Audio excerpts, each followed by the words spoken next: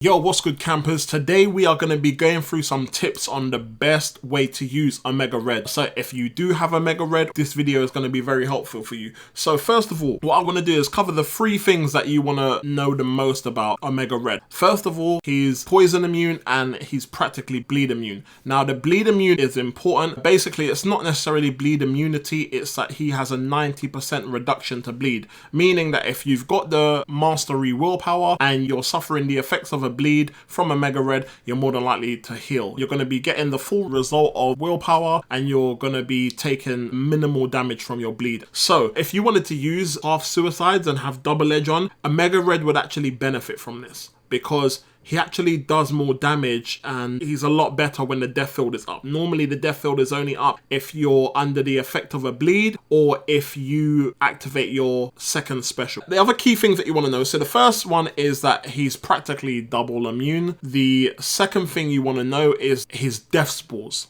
So his death spores are what makes him such a great character. The third thing you want to know about Omega Red is he can regenerate. He can steal your life. So those are the 3 main things that make Omega Red really good. Going into how he's played. So his first special steals life. His second special activates a death field. And the third special steals life and some of the opponent's power. Now, the first and third special, the more death spores you have, the more effective stealing life and the enemy's power will be.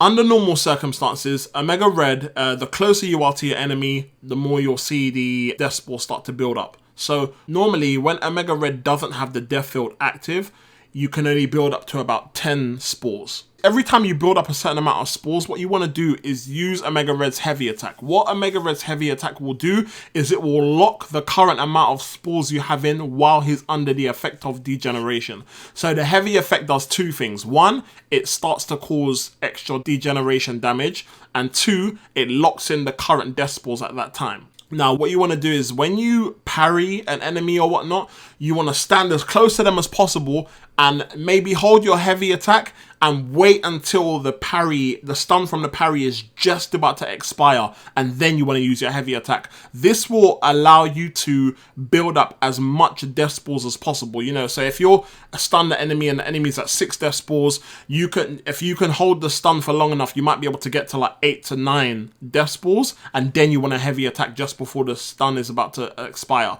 So that's one tip. I find that very useful. Secondly, what you want to do is if you want to get to, so the maximum your death spores can go up to is 30, and that's when you have the death field activated. So if you're either under the effect of bleed, so if I get hit with a special by Winter Soldier and he activates bleed on me, or if I'm fighting an opponent like Morningstar and when I hit her, the bleed activates, then death field will activate. As soon as death field activate, the death spore limit goes from 10 to 30. So again, you want to stay in close combat and stay as close as you possibly can. And then once you are in close combat and whatnot, you know, you might reach to about 20, and then you basically want to just do your heavy, lock in, always make sure you try to lock in. If you feel like your opponent has got like the second special, which is gonna like push you back a far distance, try and lock the death spores before that, because what you want to do is you want to lock the death spores in, so that way if you have to create a massive distance to allow time to evade a special or whatnot, you want to account for that, so that you can do all your evading. You don't have to worry about the death spores lowering because he's still suffering from degen and it's locked, and then by the time you evade that special attack and then you can go back into close quarters, your degen is going to be expiring, and then you're in close combat again, ready to repeat that process. So that's what I would heavily. So as you can see, I've got Winter Soldier in a corner right now, and you know, I'm trying to keep into very close combat. And so that way the death spores are just rising and rising. And then what I want to do is, you know, when the death spores are above 10, you have a chance to, when you see the purple glow like that, you have a chance for your tentacle attacks to be unblockable. So that is normally your medium and your heavy attack. Another great thing about Omega Red that I'll just mention here is that if you are fighting a Thorns node, Omega Red's tentacle hits, it's not affected by Thorns. So literally all you have to do is parry and use your medium and heavy attack. So medium, and then parry, medium, parry, medium, and that way you will not be affected by the effects of the thorns. So also when you use your heavy attack to activate the degeneration from the death spores, you will not be triggering the thorns node as well. So that's another good thing about Omega Red. You guys seeing the damage ticking away at 10 death spores, you know, it's quite a lot of damage.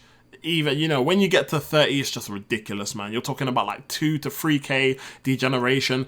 He also takes damage just from you standing near him from the death spores as it is. I mean, you guys can see he's nearly taken he's taken like just under 850 damage per tick, just being at 10 death spores and me standing near him. That's without the degeneration. So, you know, and then now that the degeneration's active, you can see that it's doing well over 1,000 damage per tick, man. So it is definitely useful, man. I mean, you just need to remember that once the death spores get to a certain level, what you want to do is use your heavy attack to lock it in, and then you want to literally just put yourself in a position where the death spores are locked, and then you can continue with the fight and maybe build up to your SP2, use your SP2, activate the death field, and then raise your death spores even higher, and then lock them in with your heavy attack even higher. So eventually you get to that, for these long fights, you get to like 30 death spores and you just have it ticking away, man. If you take too much damage, you can just regen, and you know, it's so helpful, man. So I hope you guys found these tips useful. I love using Omega Red. The one bad thing is that Omega Red isn't that great against robots. That's the only downfall. So if you are fighting a robot,